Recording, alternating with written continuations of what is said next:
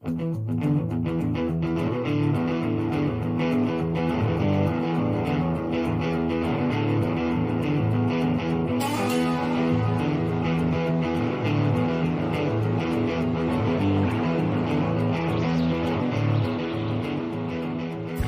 everyone, and welcome to MeowMix, the Carolina Panthers podcast. My name is Steven. My name is Jerry. And we're going to go ahead and continue with our preseason position preview, starting off with quarterbacks. Woo, the glamour position. Normally. So, it's still the glamour position, even though it's not on our team. It's not so super glamorous. Starter is Teddy Bridgewater. Cam Newton has hit the road up to New England, and Teddy Bridgewater was signed to a 3-year deal here. Hasn't started in quite a while as a full-time starter. Started a couple games in New Orleans last year. Did well for them. Won all of his games. 5-0. I like the signing. I think he's a good quarterback. I don't think he's a great quarterback. I think he's a game manager. I don't think we're going to have to worry about the deep ball like everybody is worried about. I think his arm strength is going to be fine. But I don't think he's also going to be able to put this team on his back and be a franchise quarterback like Cam Newton. Yeah, I mean, Teddy, I really don't know what to expect from Teddy. You know, even in Minnesota when he was healthy before the horrific injury, you know, he wasn't like a guy that was lighting up stadiums. You know, he was good. He was fine. Very accurate.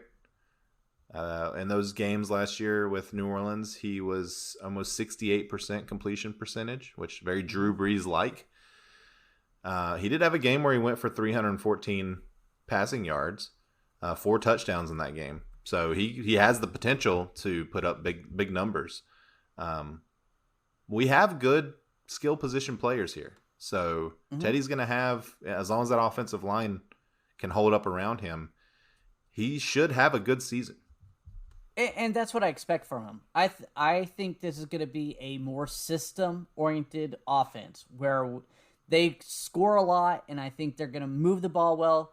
But it's not going to be due to great quarterback play. I think he's going to play well.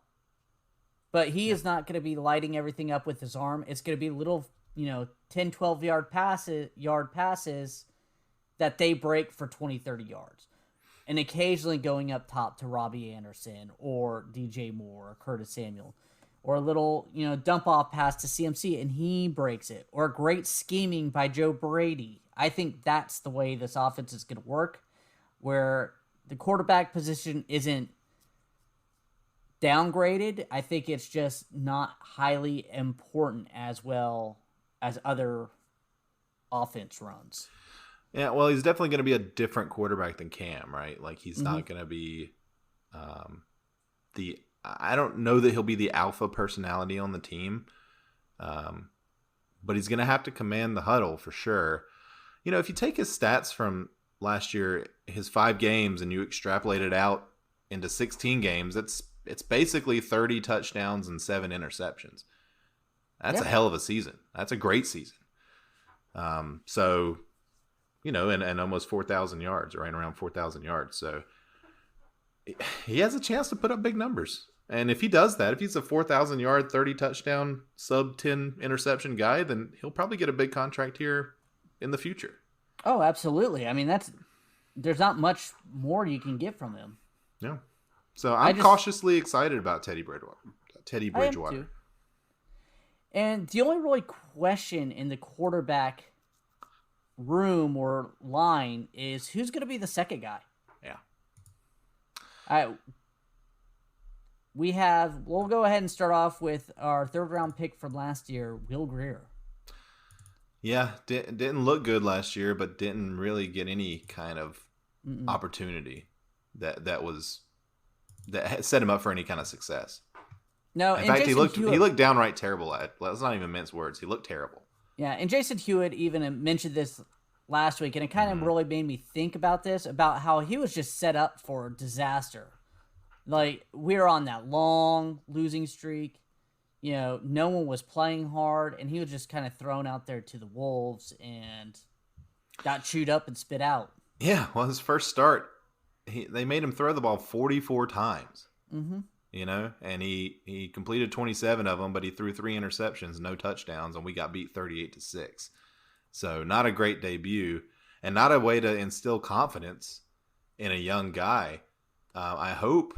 I mean, I have a feeling that he's going to be our number 2 going into week 1, mainly because he's got NFL experience, starting NFL experience even. He's been in NFL regular season NFL games.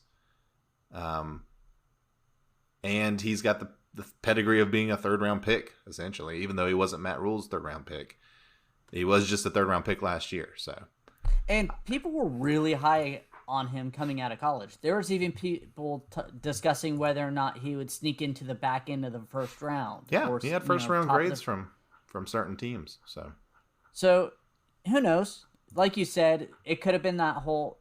Again, I've heard rumors that the whole team basically quit when Perry Fuel was there. People hated Perry Fuel.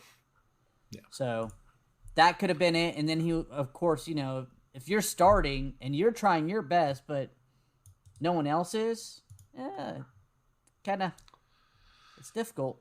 Yeah, well, I mean, I think even the coaching staff had sort of given up at that point. It was pretty clear that they were going to be fired. He just had there was no way that he was going to look good. No way. Third guy on the roster, I guess right now in the third position, PJ Walker, the former XFL star, superstar, XFL superstar, essentially. Also a Temple guy, so Matt Rule, a disciple, I guess you could say. What do you think? He's going to make the roster. I think that's pretty clear, especially in this year, where you're going to need depth at all positions. So he's going to make the team. Do you think he's got a shot at that number 2 spot? Yes, I absolutely do. I think he's familiar with Matt Rule, and Matt Rule is familiar with him. So he knows his strengths and weaknesses. And he has some talent. How much talent, I don't know. But he dominated in the XFL. Again, XFL. So I'll be interested to... I wish we had preseason games for this battle. Because that would be a fun one to watch. It'd be really fun just to see him out there and see him with an NFL roster. I mean, just looking at his stats real quick in the XFL, of course, the XFL was cut short.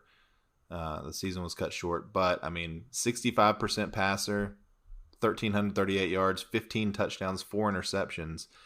Also had almost 100 rushing yards in, 5 games total? So he has a bit of the dual threat in him. But, just thinking back to some of the highlights that you would see where he had some of the sidearm throws, a lot of Pat Mahomes type throws. I heard the word Pat Mahomes mentioned several times when he was out there throwing the ball in terms of how he could sort of just make some throws that you don't typically see quarterbacks make. So I think he's definitely going to make the team. Like I said, I wouldn't be surprised if he actually plays some games, just given how our season is probably going to go with a lot of losses. So I was really thrilled when I heard that we signed him, and surprised. I was too. I was surprised that we got him. I was surprised, but then with the Temple connection with Matt Rule, I wasn't that surprised. We all know how he likes his former players. I agree. I like this pickup. It's a good guy to keep as your third or second guy, a guy that's trying to make a roster, who's shown abilities before, but really hasn't had that much of a chance either. Yeah, he's right around 6 feet tall, so he's a little on the short side. But as we've seen, that doesn't really matter in the NFL. There's plenty of examples of 6 feet tall or even shorter quarterbacks that do very well. So, yeah, I think that's an old stand in the pocket type of quarterback, and that's not the NFL anymore. Not that league anymore. Yeah. No, Drew Brees is the only stand in the pocket 6 foot guy that I know that just was dominant. Yeah, pretty much. So overall, how do you feel about the quarterback position?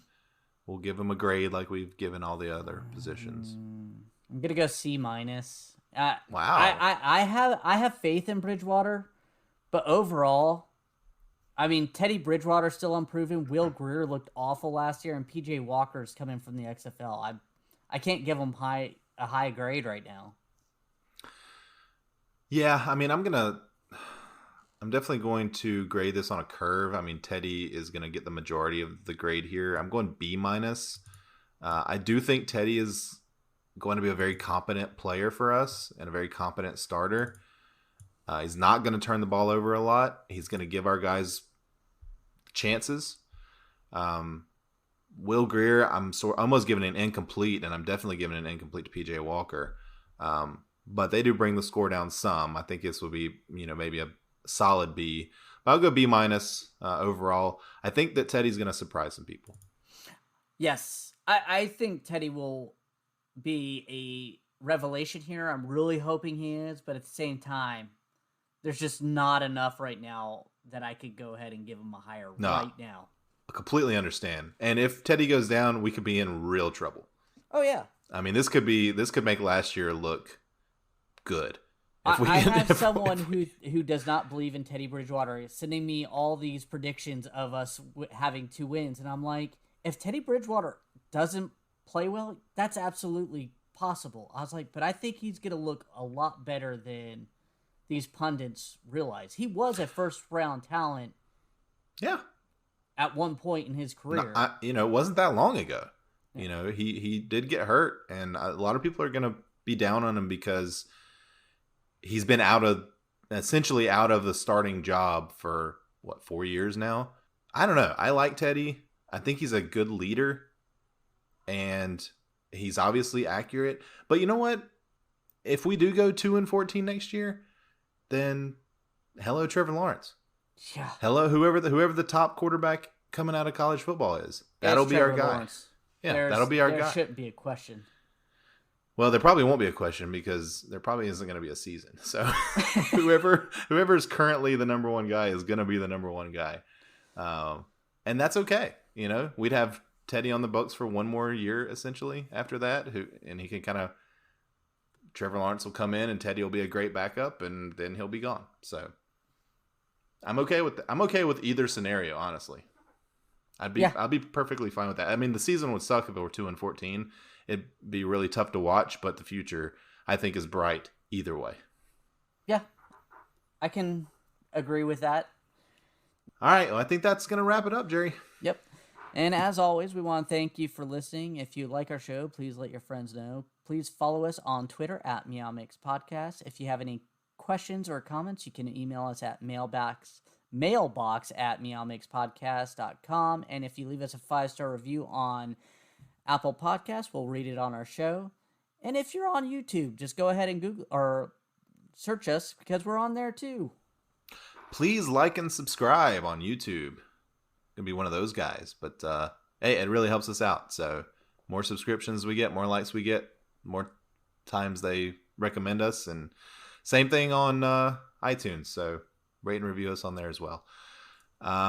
We will be back probably next week now that training camp is in full force. We're going to try to make this a weekly thing until the season starts, and then we'll get back to our normal 2-3 episodes a week schedule. I was going to say, it's unfortunate, though. We're not going to be able to review preseason games this year. I know. That's a bummer. We'll do the best we can. When padded practices starts, maybe we'll start getting some more intel on what's going on. But anyway, until next week, everybody stay safe out there and keep pounding.